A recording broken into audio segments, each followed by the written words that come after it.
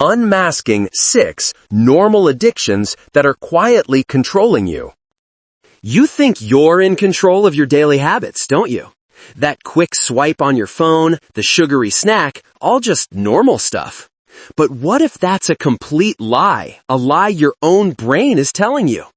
These seemingly harmless routines might actually be sophisticated traps, silently reprogramming your brain every single day.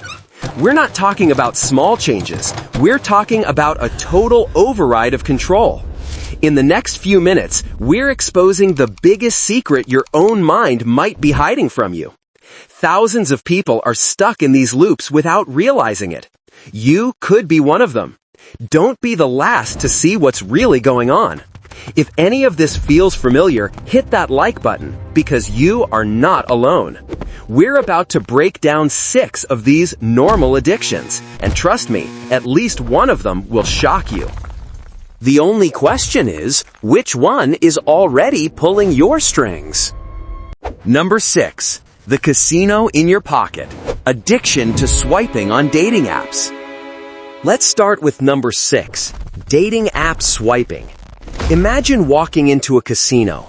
Bright lights, noise, but instead of slot machines, every single person is just staring blankly at their phone.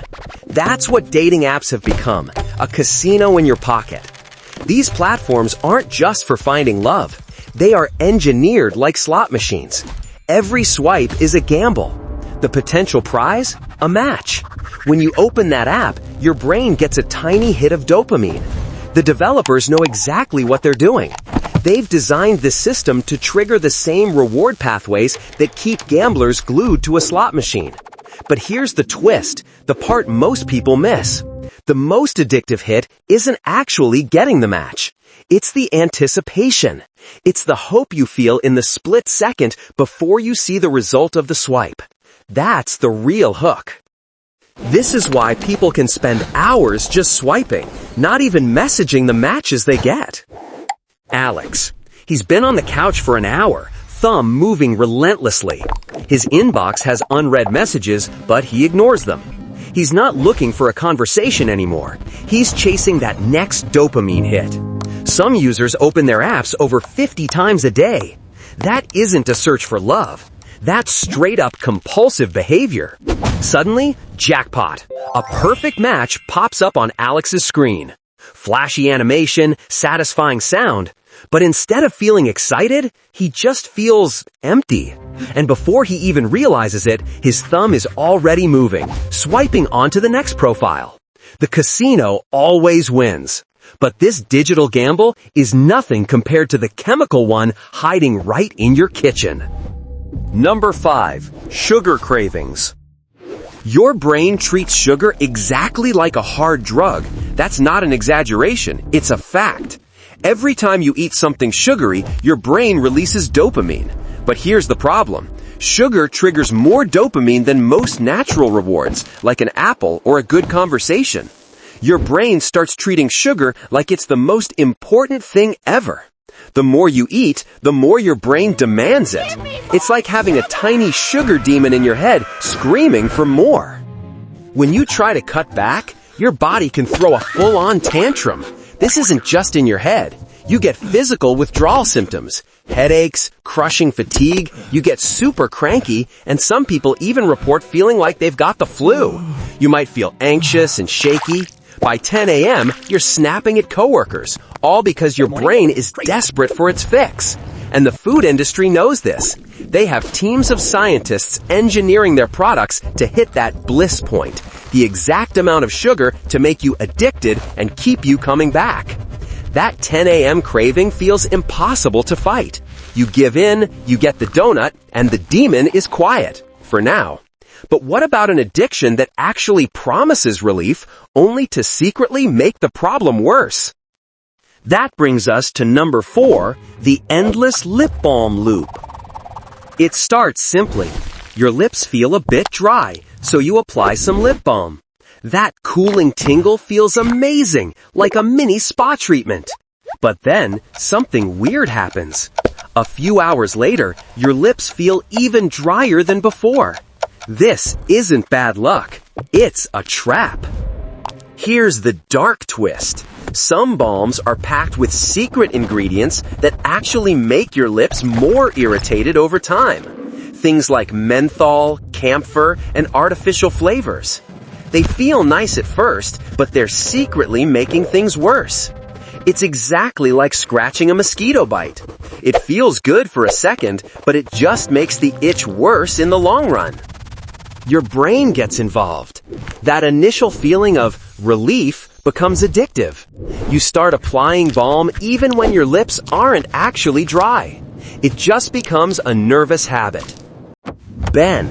He stashes lip balm tubes everywhere. In his car, on his desk, by his bed.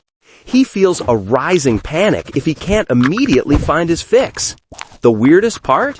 Ben's lips are now constantly peeling and irritated, caused by the very cure he's addicted to. He's caught in a perfectly designed loop. He's trapped in that loop, but at least his habit isn't literally breaking his teeth, unlike this next one. Number 3, ice chewing.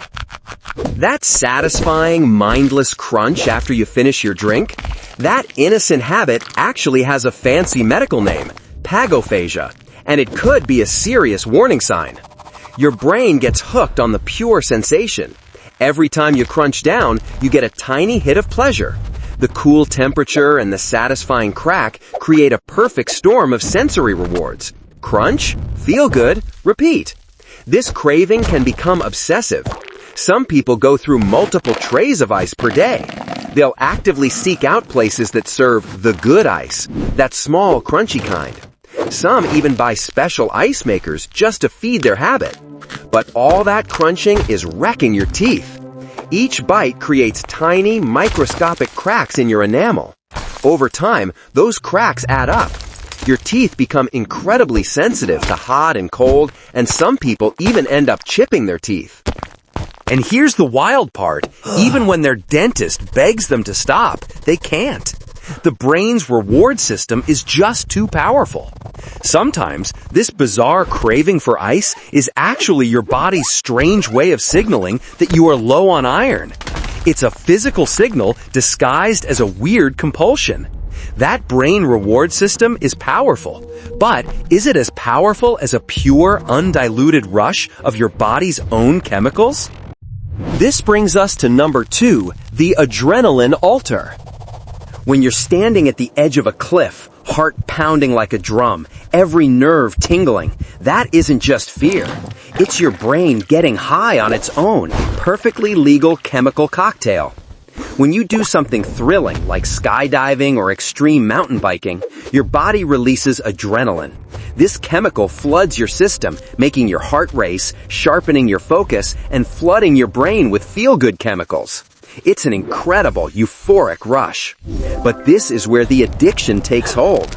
Your brain, like a greedy toddler, builds up a tolerance. That mountain bike trail that used to make your hands shake, now it feels boring. That cliff dive, barely a flutter. You have your own personal pharmacy, but the dose isn't working anymore. So you start chasing bigger rushes. You have to go faster, climb higher, and take far bigger risks just to feel that same original high. And social media makes this infinitely worse. Now the thrill-seeking isn't just about the rush, it's about the likes. Adventure influencers push increasingly dangerous limits for viral videos. They aren't just risking their necks for the feeling. They are feeding 2 addictions at once, the adrenaline and the social validation. This pursuit of a feeling is powerful, but it's matched by another addiction, the pursuit of things. And finally, number 1, the addiction to collecting. That rush of excitement when you find the perfect item for your collection isn't just happiness. It's your brain releasing dopamine, activating the exact same reward pathways triggered by gambling. Every time you score that rare Pokemon card or vintage comic book, your brain throws a tiny party. But here is where the hobby turns dark. The brain starts to build a tolerance. That initial dopamine party isn't enough. The high fades. To feel the same buzz, the collector needs to chase bigger finds, spend more money, and often max out credit cards. The shelves are already full, but new display cases keep being purchased. What was once an organized hobby starts to look more like a hoarding paradise. The social conflict begins. A partner complains about the boxes of collectibles taking over the garage. Kids can't use their rooms because they are packed with investments. Some collectors end up with houses so full they can barely move, surrounded by mint-condition items still stacked to the ceiling in their shipping boxes. The scariest part?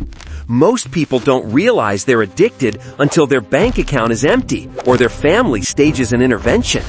The brain tricks you into thinking, just one more. But there's always one more. That's the difference between a hobby and an addiction. It leaves you with one critical question. That final question, are you collecting items or are the items collecting you? It's the thread that runs through everything we've discussed. The casino in your pocket, the sugar demon in your donut, the trap in your lip balm, the sensory crunch in your teeth. If you recognize yourself in any of these descriptions, the most important takeaway is this. This is not a moral failing. You are not weak. These are biological loops, deliberately engineered in many cases to exploit your brain's reward system. Understanding this isn't meant to make you feel bad or guilty. It's the opposite. True awareness is the only way to break the cycle. It's the essential first step to regaining control. So now, the work begins. Start your own self-reflection. Look honestly at your normal, everyday habits. When you reach for your phone, or that cookie, or that balm, ask yourself, are you sure that you are the one making the decision? Or is it just your brain on autopilot chasing that next dopamine hit?